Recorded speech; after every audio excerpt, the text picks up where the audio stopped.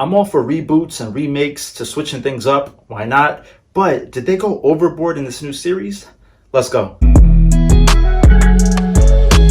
I know the first season of Bel-Air came out last year, but season 2 is actually starting today on Peacock. So I still wanted to give you my thoughts to point you guys in the right direction if you should give this show a watch or if you should stay far away. Oh yeah, and this review will be spoiler free, so no worries. I would say the first episode is definitely a good watch because it does lay the foundation and tone for the characters, setting, and relationships. The story starts off in Philly with Will enjoying his friends, basketball team, getting good grades, and a great relationship with his mom, but then he gets called out by a local thug about who's better in basketball. Will then feels embarrassed and takes it very personal, so now he plays one-on-one with a life-changing bet on the line. Things turn sideways and Will ends up getting caught with a gun charge and sent to jail. Next day, he's released from the help of Uncle Phil, but immediately his mom sends him to Los Angeles to stay with him. Will doesn't even really know this side of the family, and he's also never been outside of Philadelphia. Since Will pulled a gun out on a local thug, this is also why he has to leave, since the thug is going to want him dead at all costs, so he's pretty much out in LA hiding for his own safety. This is only supposed to be a temporary visit with his upper-class family in LA, but then Will gets accustomed to his new family and lifestyle along with the new positive opportunities shown to him. So does he stay in LA or risk going back to his hometown in Philly? Now I know it sounds like I might have spoiled some of the story, but that's literally the first half hour of the show. All the extreme drama that I mentioned in the title is just a lot. So trust me, there's definitely way more to find out. And if you already watched, you know what I'm talking about. But once Will arrives in LA from the airport, his Uber or taxi driver ends up being Jazz. And immediately the actor is very charismatic, which I found enjoyable. Both Will and Jazz are completely shocked when they pull up to the house because they had no idea of their lifestyle. One of the first characters they meet at the house is Jeffrey. And Jeffrey in this series is known as a house manager. So he's not the butler we know. And he's also kind of Uncle Phil's personal assistant slash hitman slash 007 agent. Like I said, if you know, you know, and that's all I'm gonna say about Jeffrey. But to be honest with you guys, I don't think I'm a big fan of the change in direction for these characters for this series. But as you keep watching the episodes, the characters do kind of grow on you. I also forgot to mention that while we're in Philly at the beginning of the show, I did appreciate the authenticity of the scenes. This was in regards to the culture from the city environment to the music. And once Will arrives in Bel-Air, the show also does a great job at displaying the luxury lifestyle setting. This was from all the small details from the fashion choices to the grand room locations on the property. Now the cousins don't know the real reason why Will is here staying with them because their parents told him he's here for a better education. This causes curiosity for some of them, such as Carlton, who instantly has a rocky relationship with Will once he arrives. And it's very similar to the sitcom, just way more dramatic. Immediately, Will and Carlton experience different culture shocks, whether if it's Will trying to adjust to the new upper-class lifestyle, to Carlton just simply not caring enough to be open-minded. Overall, the first episode sets the tone and has powerful moments in creating the character personas. Throughout the show, I also did love the music that would play during transition scenes because it reminded me of the show Insecure, how they would promote independent or underground artists. The show also does a great job at presenting our modern time of technology along with the powerful use of social media. And just to get a little technical, I did notice and like some of the color grading that they used in some of the scenes. One example was in Uncle Phil's office where he had a dark gray wall background, and when him and Jeffrey were talking they had dark clothing on, so the two just complemented each other. And overall the lighting in the show is pretty good. I also want to mention that I found it cool that they were able to incorporate fraternity life into the characters. In episode 3 we find out that Uncle Phil is actually part of a fraternity and has his own nickname. I won't spoil the episode, but it's probably one of my favorites since the actor of Will also has a moment to shine and be charismatic. When I went to school at the University of South Florida, I watched some of these frats dance and interact multiple times, and I can honestly say I think the show did a great job at portraying the values and culture. These scenes brought back many good memories since I was a fish out of water watching this frat lifestyle since I'm from up north, very similar to the character of Will in this episode. And when I say I think they did a great job at staying true to the authenticity, it's not whatever this TikTok is from. Now, I'm no expert on orgs, but what is this? That's my pepper. Incorporated. Did he just hit the wall?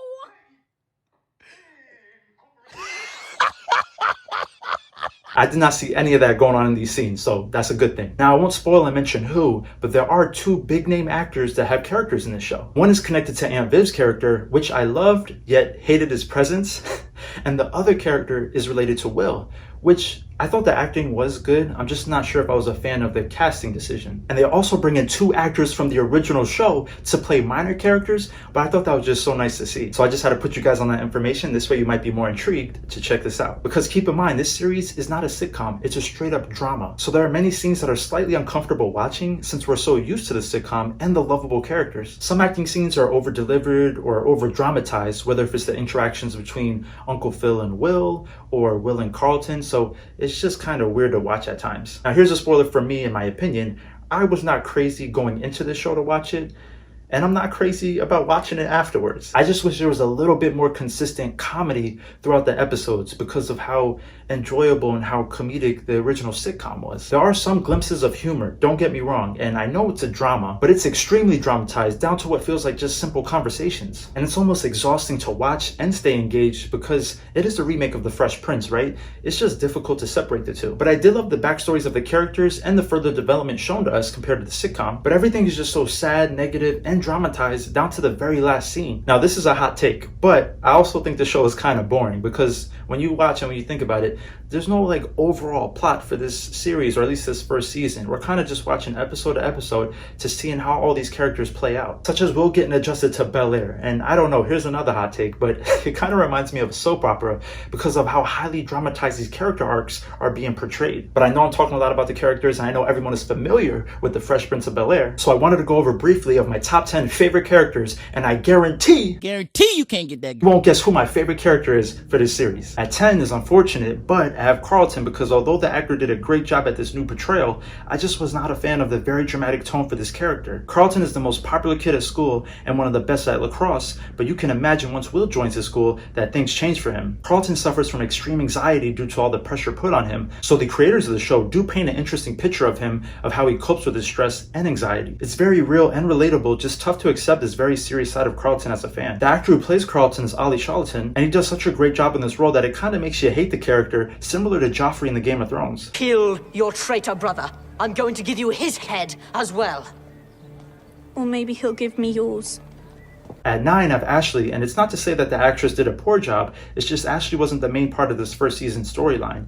Ashley is still very young and trying to understand who she is as a person, so I did appreciate them taking the time to show that side of teenage life, which I'm interested to see how it plays out for her. At 8, I have Lisa, and it's very similar to Ashley how she does have an interesting backstory, but she's just not the main focus of this first season. I did think her and Will had good chemistry, and that's another good thing about the show because there are so many small details with all these character relationships that make the show somewhat worthy to keep watching since the sitcom never showed us this. At 7, I have Will's mom, Aunt Vi, because although she's only in a few scenes, I just thought she stole the show with her confident demeanor and intentions with and for her son, plus I also thought she had a good chemistry with everyone. At 6, I have Jeffrey because like I said earlier, he does kind of grow on you despite his complete 180 of a character change.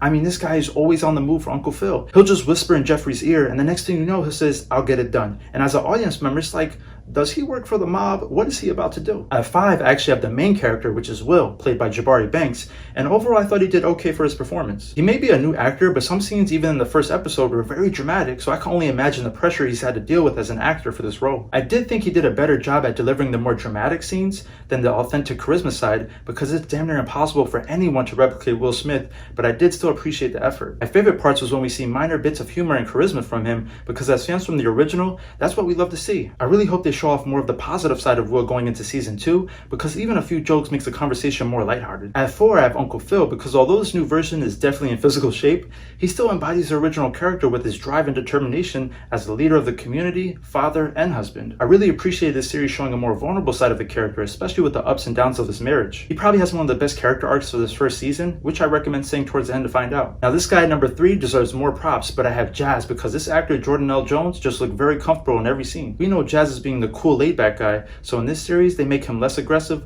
but still smooth with how he carries himself, and he definitely gets some major W's in this first season. At 2, I have Hillary because similar to Jazz and Uncle Phil, this version of the character played by Coco Jones relates to the original in regards to how her personality is. I thought the character was still very positive and bubbly, however this new portrayal definitely shows her more ambitious, which was exciting to see how far she could take her career. And at 1, I doubt anyone guessed this, but I actually have Aunt Viv because I just loved everything about what Cassandra Freeman brought to the character. They really went in depth to this first season about her marriage life with Uncle Phil, which was interesting to see because it showed how they worked together, whether she would pause her dreams to help him achieve his, as he did the same with her in the past. I also loved how they would talk through their problems and never yell or run away from each other, plus she was never afraid to be honest about her feelings or tell him straight up what he's doing wrong in regards to how he's presenting himself. Along with that, she was always teaching him valuable lessons to her husband, children, and Will, allowing him to make his own decisions. But to be honest, as I always am in these reviews, I only really cared about these top 3 characters. I really didn't care so much for the other individuals, but I did enjoy watching the dramatic relationships unfold, whether it was with Will and his friend Trey, Carlton, or his mom,